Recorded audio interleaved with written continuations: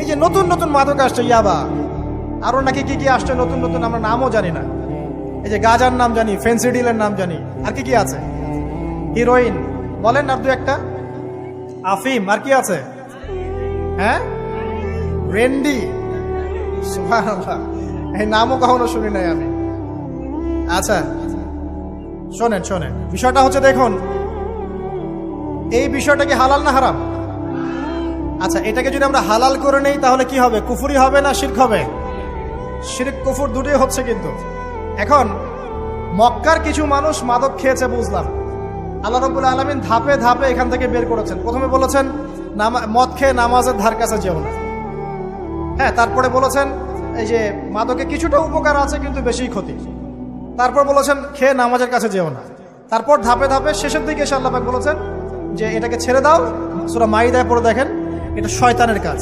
তখন সাহাবায়ে কেরাম রাদিয়াল্লাহু আনহুম পুরোপুরি মাদক থেকে নিজেদেরকে মুক্ত করলেন।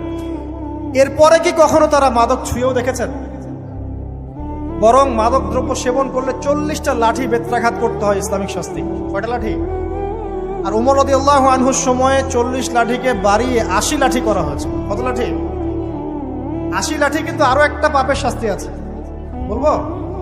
অপবাদ, এখন যেটা বেশি দেওয়া হয়, অপবাদ, মিথ্যা অপবাদ, সতী সাদী নারীর উপরে মিথ্যা অপবাদ, এর শাস্তি হচ্ছে 80 লাঠি।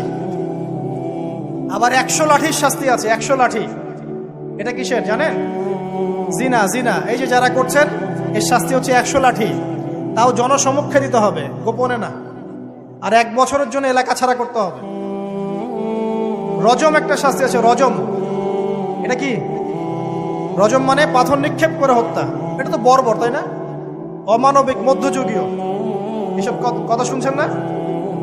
শোনেন, কিছু কিছু বিষয় আছে যে বিষয়গুলো করার পরে এই পৃথিবীতে মানুষ বেঁচে থাকার অধিকারটা হারিয়ে ফেলে। কথা বুঝতে পারছেন না?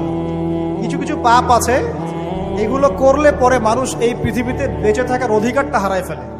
যেমন কোনো বিবাহিত ব্যক্তি যদি জেনা করে, নাউজুবিল্লাহ,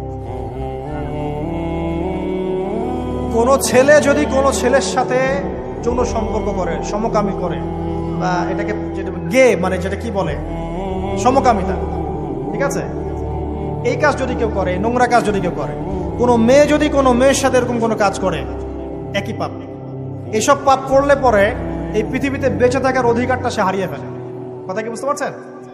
আচ্ছা, তখন শাস্তি হচ্ছে আল্লাহ রাব্বুল আলামিন পাথর নিক্ষেপ করে হত্যা করতে বলেছেন।